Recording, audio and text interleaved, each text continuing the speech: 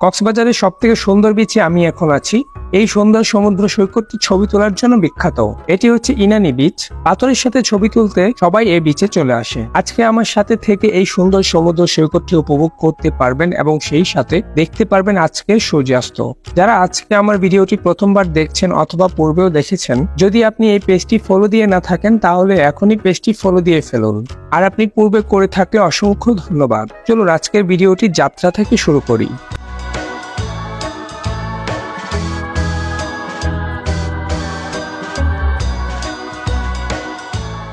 সকাল সকাল সবাই নাস্তা করে নিলাম। ভরপুর খাওয়া শেষে আমরা এখন গাড়িতে। প্রথমে আমরা অন্য গন্তব্যে গেলাম, তারপর দুপুরে চলে আসলাম ইনানি বিচে। বিচে আসার পর এত রোদে সামনে যাওয়া যাচ্ছে না। এমন রোদে কিছুক্ষণ এই বালুর উপর হাঁটলে শরীরের চামড়া সব পড়ে যাবে। তাই আমরা সবাই এই পাশে গাছের ছায়ায় আশ্রয় নিলাম। তবে এখন দুপুরে খাওয়ার সময় হয়ে গেছে, তাই সবাই চলে আসলাম আমরা খাওয়ার জন্য। এই সুন্দর একটা রেস্টুরেন্টে সবাই দুপুরে খাবার খেয়ে নিচ্ছি।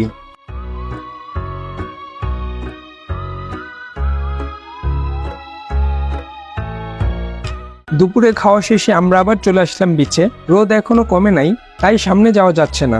এই জন্য আমরা সবাই বেঞ্চ নিয়ে শুয়ে অপেক্ষা করছি কখন রোদ কমবে। আজকে আপনাদের সুন্দর একটা সূর্যাস্ত দেখাবো। গল্প করতে করতে কখন যে সূর্য ডুবে যাচ্ছে তার খেয়ালই করলাম না। হঠাৎ করে তাকিয়ে দেখি সূর্য ডুবে যাচ্ছে, তাই তাড়াতাড়ি করে সামনের দিকে যাচ্ছি। এই সামনের পানি এখন অনেক দূর পর্যন্ত চলে গেছে, তাই প্রথমে মরুভূমি পার হয়ে আপনাকে এই পাথরের কাছে আসতে হবে। 20-25 মিনিট আগেও এই পাথরের কাছে অনেক পানি ছিল। পাথরগুলো ডুবেছিল পানির নিচে। এখন এখানে একদমই পানি নেই। এমনকি পাথর পার হয়ে সামনে অনেক দূর পর্যন্ত পানি সরে গেছে।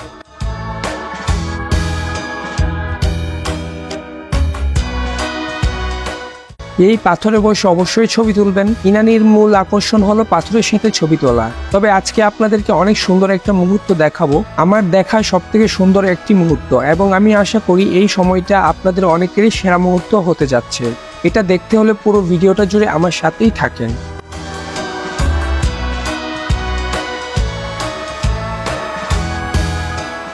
আপনাদেরকে নিয়ে এখন এই পাথরগুলো পাড়ি দিব। ওই সামনে যে মানুষগুলো দেখা যাচ্ছে ওখানে যাব। এখানে চারপাশে অনেক মানুষ, যে যার মতো ছবি তুলছে। এখানে ফটোগ্রাফার দিয়ে ছবি তোলার সময় চুক্তি ফাইনাল করে নেবেন। আমরা ছবি তুলেছি 2.5 টাকা করে। চুক্তি ছিল আমার যে কয়টা ছবি পছন্দ হবে আমি সেই কয়টাই ছবি নেব। সূর্য ডুবে যাওয়ার সময় হয়েছে, তাই আমাকে দ্রুত সামনের দিকে যেতে হবে।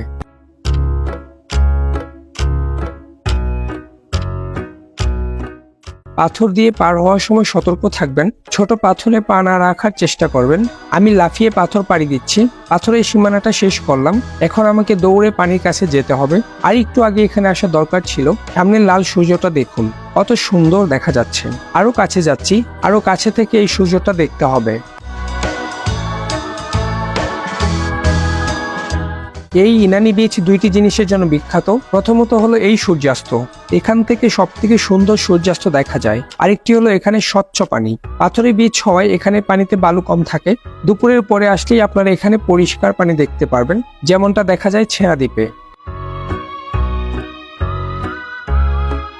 কিছুক্ষণ আগেই বলেছিলাম আপনাদের একটা সুন্দর মুহূর্ত উপহার দিব। হতে পারে এটা প্রকৃতি প্রেমীদের সেরা একটি ভিডিও ক্লিপ। অন্য সব চিন্তা কয়েক সেকেন্ডের জন্য ভুলে যান। পুরো মনোযোগ দিয়ে আজকের এই শেষ সূর্যটা দেখুন। আমি এখন আমার পক করা অফ করে দিচ্ছি। আপনারা কিছুটা সময় এই সূর্যাস্ত উপভোগ করুন।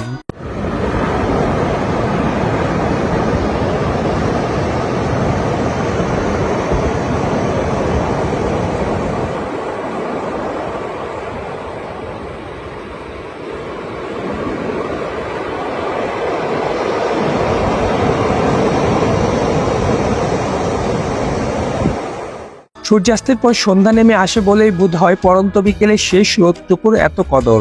এই সূর্যাস্তকে আজ আমার বলতে ইচ্ছা করছে, তুমি সূর্য, দিনান্তে তোমার ঘুমিয়ে পড়া প্রতিটি আলোককণা বালুকা বেলায় আছড়ে পড়ে। তবু তোমার প্রতিদিনের অস্ত যাওয়ার নতুন দিনের স্বপ্ন দেখায় আমায়। প্রতিদিন নতুন করে স্বপ্ন সাজাই আমি। প্রতিটি সূর্যাস্ত একটি করে নতুন ভোরের প্রতিশ্রুতি নিয়ে আসে এবং প্রতিটি সূর্যাস্ত রিসেট করার সুযোগ। প্রতিটি সূর্যাস্তের সাথে একটি নতুন আশার জন্ম হয় এবং সেই সাথে একটি পুরানো প্রত্যাশা মরে যায়।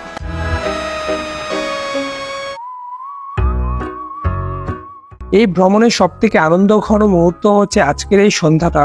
কখনো এত মনোযোগ দিয়ে আমি সূর্যাস্ত দেখিনি। আজকের এই সূর্যাস্তটা কি আমরা পৃথিবীর শেষ সীমানা থেকে দেখলাম?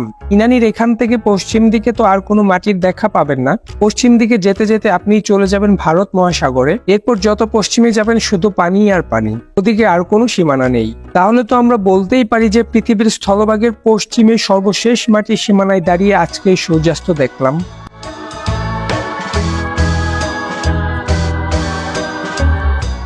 দেখতে দেখতে আজকে সূর্যটা পানির নিচে ডুবে গেল। এই ইনানি বিচ কক্সবাজার শহর থেকে প্রায় 27 কিলোমিটার দক্ষিণে অবস্থিত। পশ্চিমে সমুদ্র আর পূর্বে পাহাড়। আজকের এই ঢেউগুলো আমাকে খুব মুখরিত করে দিচ্ছে। ইচ্ছা করছে আবারও পানিতে লাফাই, কিন্তু সন্ধ্যা হয়ে গেছে, তাই নিজের মনকে বোঝালাম।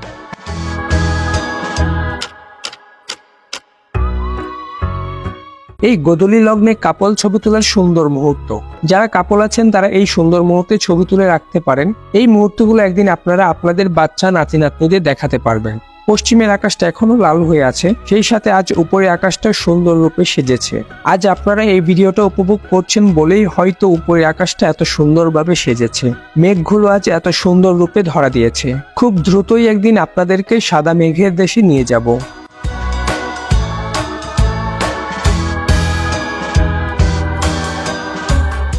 আজকের এই ঢেউগুলো দেখে আমার তো এখানেই থেকে যেতে ইচ্ছা করছে, কিন্তু এখানে তো থাকা যাবে না, সন্ধ্যা হয়ে যাচ্ছে, হোটেল রুমে ফিরে যেতে হবে। এখানে কখনো গভীর রাত পর্যন্ত থাকা হয়নি, তাই এখানে রাতের সৌন্দর্য আমার জানা নেই। এখন একেবারেই সূর্য ডুবে গেছে, এই বুঝি সন্ধ্যা নেমে আসলো। এই মুহূর্তগুলো এতক্ষণ একা একা উপভোগ করছি। বিশাল সমুদ্রের সামনে আসার পর আমার আর যেতে ইচ্ছে করে না।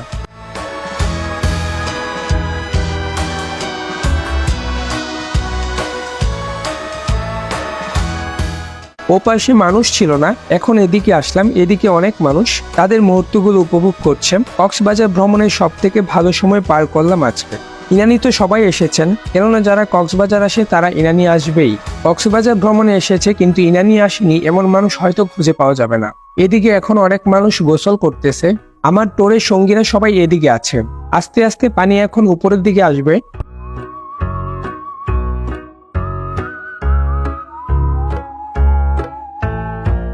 এখন প্রায় সন্ধ্যা হয়ে গেছে।